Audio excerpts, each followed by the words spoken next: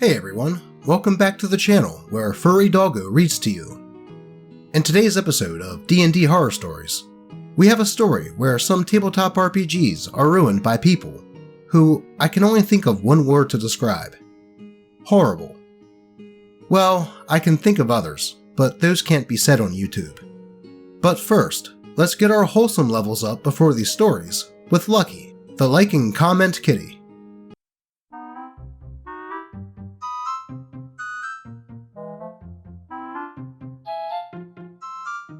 Thanks, Lucky. We are going to need that to survive these stories. Speaking of which, let's hop right in. Player accuses me of being homophobic for following the rules of a tabletop RPG. By Reddit user, New Preference 2726. This was originally a question I asked in Am I the Asshole? Because at the time, I wasn't sure if I had reacted correctly. But one of my players said I should also post it here because he thinks it could entertain you. During the pandemic, I posted on Facebook in a D&D 3.5 group that I would be available as a DM for a round at Roll20. A few people got in touch, and in the end, we had a group of 5 players who could communicate well with each other. We all, including me, had fun together and played a campaign for 7 months now. 2 weeks ago was our session, and 2 players have since left my game, accusing me of being homophobic. The situation. The group must liberate a city that is under demonic influence. They found out that a tavern is run by a succubus in disguise. They confront the succubus, and she casts Charm Monster, which can also hit players, on the ranger. The ranger player then tells me that her male character is gay, and therefore cannot be charmed by the succubus. I apologize if I miscommunicated something. I explain that the succubus cast the Charm Monster spell. It's not a special ability that only affects the opposite sex, or the sexual orientation of characters. This spell works on everyone. I didn't say anything about sexual attraction. I just said that the ranger wants to protect the succubus and the tavern. I never used the word seduced. She then says that it will be okay then. The group eventually defeats the succubus, and there are no serious injuries or deaths among the group, but the ranger player is very quiet for the rest of the evening. I ask after the session is over if we want to talk about the situation again, and she just ends the call. The next day, I get a message from her and her friend that I don't respect her and her sexual orientation. I didn't even know what her sexual orientation was up to that point because it's none of my business. And that's why she would leave the group. I still feel I did nothing wrong, since we are playing a game, and within these rules, the monster succubus has the spell Charm Monster, which allows it to charm others. This spell is gender and orientation independent. If it had been a special ability of the succubus that clearly referred to the opposite sex, or anyone who might find them attractive, I would have agreed with the ranger, but I don't see it as my fault. The nice people at Am I the Asshole gave me a lot of good arguments and solutions on how I can convince the ranger that I didn't mean it that way. So I tried to bring her and her girlfriend, yes, I learned that the other player who left was her girlfriend, back into the group if they want, by sending a message. Sometime later, I got Ranger's answer. Quote, I saw your post on Reddit. Thank you for pillorying us. I'll let the others know. You'll never lead a group again. Though the other 3 players said they would continue playing. So, is OP the asshole? I would say no. It's pretty obvious that OP had no intention of discriminating on anyone due to their sexual orientation or identity. This was just a case of someone using their identity to call foul on something, just because they didn't like failing a check. I mean, I'm gay as well, and I hate it when people use their identity to try and bully someone who is obviously innocent of any wrongdoing. It's called being a crybully. So, in this case, OP, you are not the asshole. She was. Though, what are your thoughts? I would love to hear them. On to the next story. This next story contains themes of sexual assault. If you would like to skip it, go to this timecode here. Okay, when I mean that I allow sexual content in my table, I didn't mean that you can rape the BBEG. By Reddit user General Clayucci. Sorry for the long title, but what you're gonna read is probably the most fucked up thing that ever happened to me as a GM. I got used to seeing some pricks coming and leaving the tables, but man, I'm traumatized. It all starts in a typical D&D 5e campaign. I was the GM and I had 4 players. A friend of mine that played a battle-hardened high elf wizard, a wood elf druid with a lot of suspicious potions, a dwarf battlesmith artificer, and last but not least, a sadistic edgelord drow rogue. I said that I allowed sexual content to bring a more realistic view of the war, and it can give space for complex romance and relationships. Everything was going really well, and because all my players were all non-humans, I made my BBEG a racist, evil human paladin that slaved and murdered other species. The players liked that. Beating the shit out of racist knights made them happy, and me too. But oh boy, I did not expect what was coming.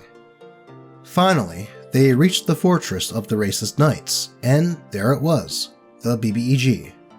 The players sneaked into the fortress and ended up in a room of the BBEG. And her daughters were there. They were minors, the oldest one being around 15 years old. But they did not seem to hate other races, but asked for help to show the truth to their mother that not all other races are bad. For better context, they discovered that the reason why the BBEG hated non-humans was because her husband was killed by a group of elven thieves, and his property invaded by orcs. And then she entered the room. The players quickly responded to her by letting her daughters hide in a position where they would not get caught by the combat. The players won, and they felt that sparing her life was too merciful for someone that slaughtered whole villages, and they were trying to figure out what to do with her. The druid said, quote, "Oh, what if I give her a potion that can turn her into a frog for a couple of hours?" The wizard was tired and said, quote, "Fuck off, I don't care, I need sleep to heal my wounds. Tie her in a tree or something like that." The dwarf said, quote, "I can make a metal helmet that she will be forced to wear, and I'll make it say, 'I was a racist bitch' on her forehead, haha." And then the drow said, quote, "I don't care about what the rest of the group thinks. I'm a man of action." And then started describing how he would punish her. I'll not describe exactly how he did it, but just say the actions. So, he said that he grabbed a rope to tie her up, and bring in her daughters close so they could see as he raped her. And after, he would rape both of her daughters, in the end making her decide which one will live as his sex slave or be killed. Everybody in the room was silent. We didn't know the guy very well, and he was a new friend of my friend that wanted to try tabletop RPGs. And for not knowing him very well, I said, quote, "That was the worst joke somebody ever made in my time as a GM." So he replied, quote, "I'm not joking. You said that you meant sex content to be realistic, so I want to rape her and her daughters." So the dwarf stood up, mad, and said, quote, "Oh, fuck you, Mando, what is wrong with you? We're the good guys, and even if we weren't, that's just awful." The druid said, "Yeah, fuck you, bro." In the end, my friend was so terrified that he kicked the drow out of his home. When I said that I allowed sex content to be realistic, I never meant that they could be raped or they could rape.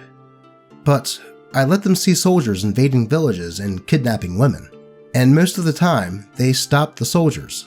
Rape was never an option for them, but just a tool to make the evil guys look more evil. The sex was never explicit, and it was just the classic, quote, "You kiss for a moment and the screen turns pitch black."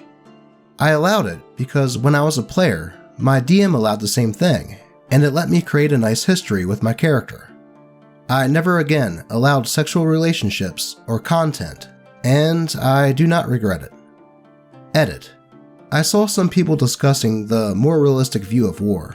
I'm pretty much inspired by the Witcher video game series and its low fantasy dark view of war.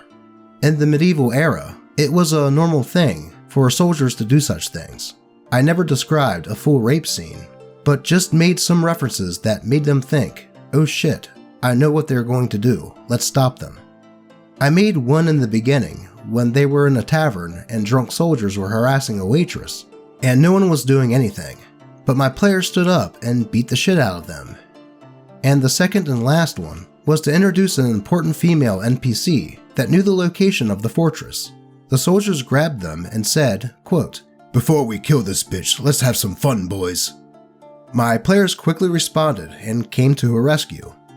Rape was never fully described and glorified, and when the drow started to describe his actions, I was just shocked. Well, there always seems to be one of those out there. I can fully understand OP taking inspiration from The Witcher, and that world does contain dark themes.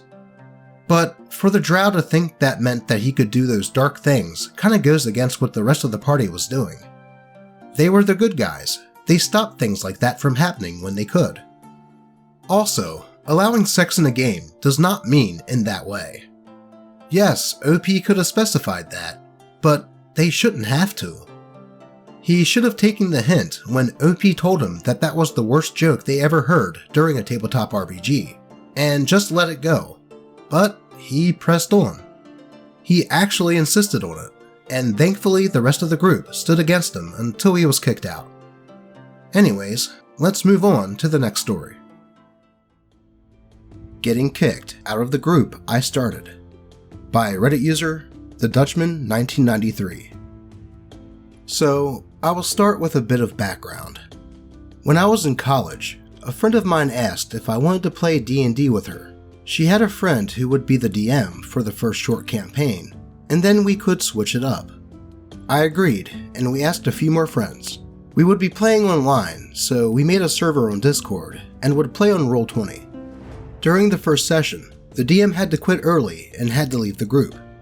We were all new players. I had only played 2 sessions of failed campaigns and one-shots, so none of us had experience being a DM. I did, however, have a campaign set up, as I love writing, and this just came to mind. So if they were okay with me being a DM with no experience, I would be willing to do it. They agreed, and that's how I became a DM in the first campaign I ever played. We had a session 0, where I told everyone to make a character using only the player's handbook, as I still had to learn a lot, and this would make it easier to keep up. We started the first session with 3 players, and it all went well. Later, 1 player left the group, and I had gathered a few more players that were interested in my campaign, and had asked if they could join. Now, I was the DM for a 6-player group, including 2 experienced DMs. The cast. Names are made up. Me, the DM, Dylan, a half-orc paladin, experienced DM, and the other players, less important for the story. The story. I started the campaign with a simple guard the convoy quest to the capital. It all went well and everyone was enjoying themselves. I then gave them a plot hook of children who were being kidnapped in a nearby village. They went to investigate and they found out that the kids were being taken into the forest. Here they found a hag who was using the life force of the kids to keep the forest alive. The hag was a green hag with a bit of night hag in there to spice her up a bit for the experienced DMs. Dylan recognized an ability from the night hag and came to the conclusion that it was a fiend, and he started making holy water. They had not seen the hag yet, so he was basically metagaming, but as a paladin, I could see him preparing holy water just in case, and knowing it was a green hag and thus a fae, it wouldn't work anyway. They then found the hag and started fighting her. Dylan used his holy water, which had no effect, and he started arguing with me that it would work on a fiend. I told him that this was a modified green hag, and that is why it didn't work. He then became angry that I had modified the monster when they were only allowed to use the player's handbook for their characters. After about 10 minutes of arguing, yes, the game had to be paused for 10 minutes because he was angry his metagaming failed. We continued. They cast silence on her to prevent her spell use. I tried to think of what she would do to get away and found out that she had an ability to go in and out of the ethereal plane, so I explained how she disappeared. Dylan again stopped the game to start arguing with me. He said she couldn't cast spells because of the silence, and I had to explain that this was no spell, but an ability, and he got even more angry. After another 10 minutes of arguing, we continued, and the hag managed to flee. During this, they had found the brother of an NPC they had met, but he was turned into a werewolf by the hag, and they found out that there was someone who could cure him in another town. Let's call it the Shire, as it was a halfling town.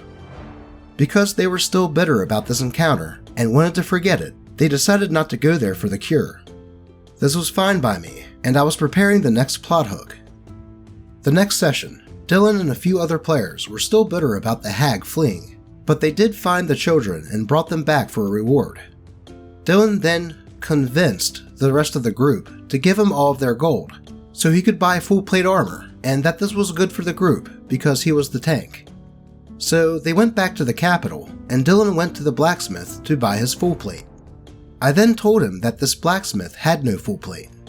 In my world, every city has most items available, but for premium items you had to find a specialist. He got angry again that the capital did not have it, but then asked where he could find it. I looked it up and saw that I had placed a specialist in the Shire. Halflings make good blacksmiths. So I told him that it was in the Shire, not realizing this was the same place as the previous plot hook. This made him even more angry as I was railroading them to go there. I wasn't. They reluctantly went there because this armor was very important to the group and went looking for the blacksmith. I then told them that he had left to fight goblins in a nearby cave, as they had kidnapped their mage. This was part of the quest I had planned, which, again, was made after I placed the blacksmith, and I didn't want to retcon this. And again, I was accused of railroading, but because the armor was so important, they went there anyway. Then they arrived at the cave, and they found out there was a lot of goblins there, and it was going to be difficult fighting them all. So they came up with a clever plan to smoke them out and kill them, one by one, as they fled. So every round, I advanced the smoke through the cave and had the goblins run out. They were all killed. Then the smoke reached the leader and his two large apes. I made these to fit in between the normal ape and the giant ape. So they run outside, getting damaged along the way because of the smoke and fire. But as they had a lot of HP, they still managed to run outside and attack the players. Again, Dylan got really angry and I had to pause the game. He was accusing me of cheating as they should have died from the smoke and fire by now. I tried to explain that the caves were pretty big and that the smoke had only just reached them, as they had taken damage but still had HP left, as they were stronger, and that the plan had still worked because they now only had to fight the boss instead of all the goblins. He was not happy with this answer, and the session ended. Later, through Discord, he spoke for everyone, which was not true, and he said that they all agreed I wasn't even trying to be a better DM, or listening to their feedback, and they wanted to quit the campaign. I was disappointed, but sure, if that's what you guys want, I will accept that. Later, I found out that the real reason they wanted to quit was because Dylan was going to start his own campaign, as he would do a better job, and I wasn't invited to this new group. So basically, I was kicked out of the group that would have never existed if I hadn't decided to take a deep dive into DMing without having played much. A year later, I tried this campaign again with 4 players, 2 of which came from that group, and after 2 years, we finished it. The players then made me cry, as they wanted me to make a poster out of the world map with memorable events from the campaign, as they wanted that as a reminder of a great campaign.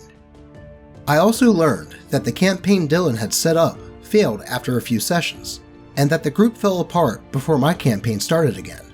So much for being a better DM. TLDR, metagaming player accuses me of cheating and railroading, then convinces the group to kick me out and play in his better campaign. Later, I finished my campaign with a lot of praise after playing for 2 years, and his campaign failed, causing that group to fall apart. Wow, talk about a slap in the face. Dylan is what I would call an actually guy, constantly pausing the game to argue with a new DM and accuse him of railroading when it was just a coincidence, and then having the gall to steal all the players and then kick out OP because you disagreed with a few things is really messed up. At least it sounds like karma came into play here, as Dylan's group crumbled and OP's new game flourished. Plus, I really like the idea of the poster of the world map after a game finishes. Though, I imagine I would have been a little spiteful of the 2 players that came back, after leaving with that dickhead. Though, I guess OP is just more forgiving than me. Let's move on to the final story. The story of the cringiest player I have ever known, by Reddit user JoeKerr19. So, this is a story I've been holding on to for a while. Due to the circles we inhabit, I will change the name of the person and alter certain details. I am a mod in a large tabletop RPG community based on one IP. I have a history of running games within that IP for about 20 years now. I've known good players and met some not so good. And then there is this person, who we will call Greg. Greg was a bit obnoxious as a player, always coming up as a kind of know-it-all, always berating the rest over their personal beliefs, being raised on the Bible Belt and having certain ideologies that we will tackle later will show the type of person he was. As an ST, it was my duty to be a peacemaker in the community, as well as the devil's advocate. Sometimes, players would approach me to discuss lore, ideas, and whatnot of the different properties of this, let's say, world of, shadows. There would be times in which people would tell me about Greg and his role-playing.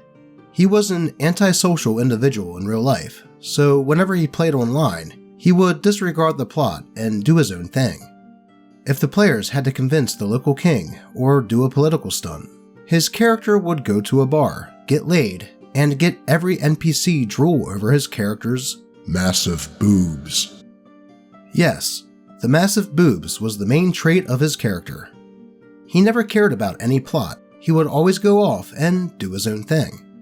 I tried to explain to him that that wasn't the right way to play, that it was a thing where you had to exchange stories with the rest of the coterie. He would reply, quote, "I don't care about the rest of the party. I only care about Joanna." Joanna was his character, a former history teacher who would have a huge rack and would use seduction for everything. But here was the biggest thing. Greg knew he was an edgelord, and he loved being one. He would bluntly tell me that he wouldn't play with people of color, referring to them as the N-word, since he said they were, quote, disgusting. I told him that based on his racism and antisocial behavior, he would have a hard time finding groups that would accept him, as he would complain about that. He would also bring up his character's boobs and fan art with a woman with improbable measurements, but always bring up the racist angle and how he wouldn't play with people of color in the same table, or his character would never meet with one of them since his character was a Dixie who was a slave owner back in the day, or something like that. I told him that that was the problem, that he had to change. He would say, quote, "But I have autism, so that justifies me." And I'd be like, quote, "Fuck no, that just makes you a bigger asshole." Last time I heard from him, he told me he would look for a proper group in 4chan, since he was a member of that community. I wished him luck, blocked him, and never heard from him ever again. First off, I'm not sure why this person would even be allowed in a game after spouting racist shit like that. I can understand trying to change someone and to try to turn them away from their shitty beliefs, but at a point, some people just can't change. Also, for Greg to use his autism as an excuse to be a horrible person pisses me off. I have friends with autism, and none of them are as vile as Greg was. Thankfully, OP never heard from him again. Have you ever dealt with people as repugnant as the ones in these stories? If so, how did you handle them? Do you have a story that you would like to be shared on the channel? If so, be sure to post it in the comments, on the channel subreddit, or even just at me on Twitter. As always, I appreciate all of you, and hope that you never have to deal with people like the ones in these stories. Until next time.